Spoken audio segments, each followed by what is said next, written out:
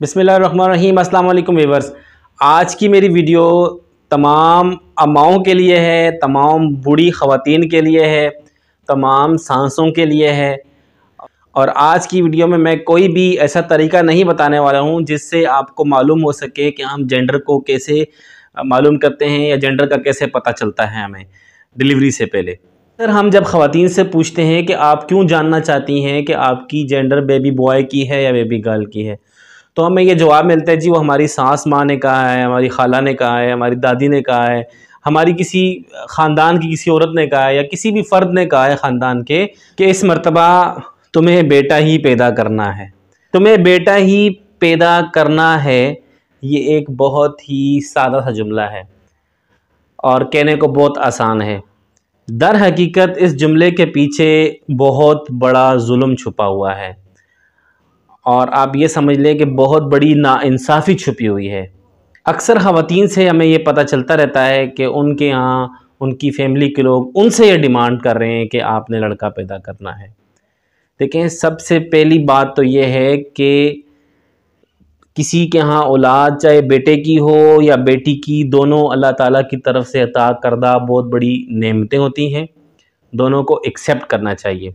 दूसरी बात यह है कि जो ये ख़वातीन पर ज़ोर दिया जाता है कि बेटा पैदा करना है, आप जो मेरी वीडियो देख रहे हैं लाजमी तौर पर एक बूढ़ी अम्मा को पकड़ें और अपने पास बिठाएं और उनको ये वीडियो साथ दिखाएं कि उनको भी पता चले कि असल में जो बेटे या बेटी की पैदाइश है उसका साइंसी एतबार से कौन ज़िम्मेदार है। यूँ तो अल्लाह ताला की ज़ात जिसको चाहें बेटा दें, जिसको चाहें बेटी दें, और ये अख्तियार अल्लाह ताला के पास ही है। और अगर कोई इस बात की डिमांड किसी करता है कि उसे बेटा पैदा करना है या बेटी पैदा करनी है, तो ये इंतहाई गलत कदम है और ये जाहिलाना हरकत है। आज के इस तरक्की याफ्ता और तालीम याफ्ता दौर के अंदर तकरीबन तमाम लोग ये बात जानते हैं जिनका ताल्लुक़ थोड़ा बहुत भी बायोलॉजी के साथ है कि एक्चुअल में बच्चे की पैदाइश कैसे होती है। तो प्रेगनेंसी होने के लिए मेल स्पर्म सेल और फीमेल ओवम सेल का होना ज़रूरी होता है। मेल स्पर्म सेल और फीमेल जो ओवम होता है, दोनों के अंदर क्रोमोसोम्स मौजूद होते हैं।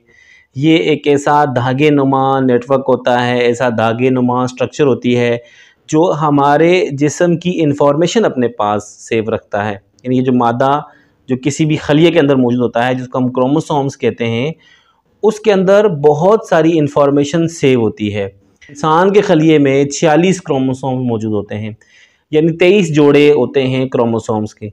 अब जब एक नया इंसान बनता है उसमें कुछ चीज़ें माँ से आती हैं, कुछ चीज़ें बाप से आती हैं, यानी कि कुछ स्ट्रक्चर्स की ज़िम्मेदार जो है वो औरत होती है, कुछ की जो है वो मर्द होता है। जैसे बहुत दफ़ा आपने देखा होगा कि बहुत सारे बच्चों के बाल उनकी माँ की तरह होते हैं, या उनकी नाक उनकी माँ की तरह, या उनकी आँखें उनके अब्बा की तरह होती हैं। तो इस तरह जितनी पूरी एक बॉडी है, ये सारी की सारी बॉडी माँ और बाप दोनों की खुसूसियात से मिलकर बनती हैं। अब जो खुसूसियत जिन्स बनाती है, यानी जिस क्रोमोसोम की मदद से मेल या फीमेल जेंडर डिफ़ाइन होती है, तो वो फीमेल के अंदर, फीमेल का जो ओम होता है, फीमेल का जो सेल होता है, उसके अंदर तो हमेशा एक्स क्रोमोसोम्स ही मौजूद होता है, उसके अंदर वाई क्रोमोसोम होता ही नहीं है। यानी कभी भी औरत इस बात की ज़िम्मेदार नहीं बन सकती कि उसके यहाँ लड़का पैदा हो रहा है या लड़की पैदा हो रही है। औरत के पास न्यूट्रल किस्म के क्रोमोसोम्स हैं, यानी एक्स क्रोमोसोम्स हैं, जबकि जो मर्द है उसका जो स्पर्म सेल है उसमें एक्स और वाई दोनों क्रोमोसोम मौजूद हैं।